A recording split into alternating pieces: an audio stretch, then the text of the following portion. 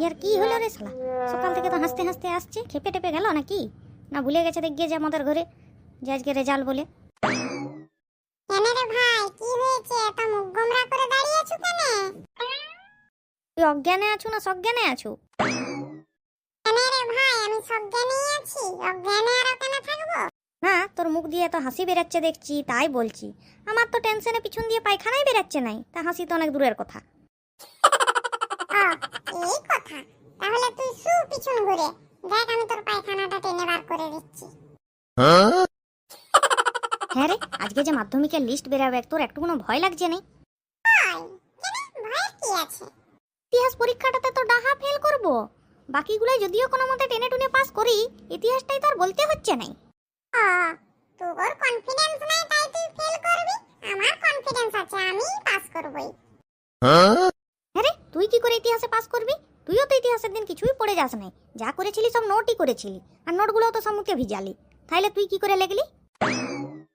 দেখ বাবু, কি করে লিখেছি না লিখেছি অত আমি জানিনি, চল লিস্ট দেখলেই বুঝতে পারবি। আমার মনে হচ্ছে আমি পাস করব, তাই বলছি। চ তাইলে। আমার না তোকে দেখলেই খুব রাগ লাগছে। মনে হচ্ছে কি জানোস, তোর জলের লাইনটা বন্ধ করে দিই।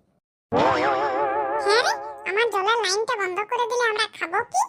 আমি ওই জলের লাইনের কথা বলিনি, তুই যে জল দিয়ে নোটগুলো ভিজিয়েছিলি সেই জলের লাইনের কথা বলছি। এলে যা বটে বটে, বলছি তো ভুল হয়েছে, চল। ঠিক আছে লে চল। লে রে, বারে তো অন্তত একটু হাস, নাহলে তো রেজাল্ট বেরানোর আগেই লোক তোকে জেনে যাবে যে তুই ফেল করেছিস বলে। হি হি, লে হয়েছে। হ্যাঁ রে, তোর পাশের বিটি ছেলেটা এবার অনেক নাম্বার পাবে বল।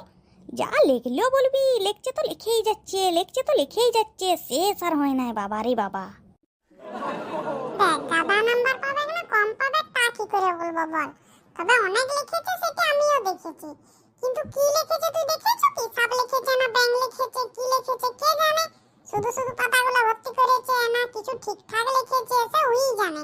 রেজাল্ট বেরালেই সব দেখতে পাবো, চল না।